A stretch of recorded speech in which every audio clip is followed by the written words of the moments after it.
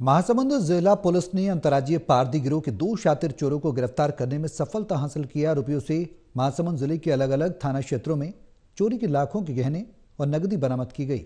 अतिरिक्त पुलिस अधीक्षक प्रतिभा पांडे ने बताया कि महासमुंद सिटी, कोतवाली थाना, पिथौरा और थाना सकरा क्षेत्र में 4 स्थानों पर पारधी गिरोह के 2 शातिर चोरों को गिरफ्तार किया गया। गिरफ्तार आरोपियों से 9,11,500 रुपये कीमत के सोने चांदी के गहने और घटना में प्रयुक्त एक बाइक बरामद की गई।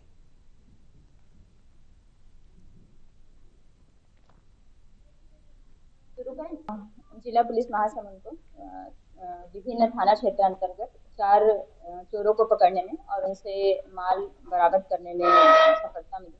जैसे सांकरा में 50,000 की चोरी थी, कैश चोरी, कैश था उसमें, तो हम उसमें 4500 रुपये बरामद कर पाए थे। सोने और चांदी में कंप्लीट बरामदगी नहीं हो पाई, लेकिन उसमें थोड़ा बहुत ही जो हमको डिस्पोजल होगा।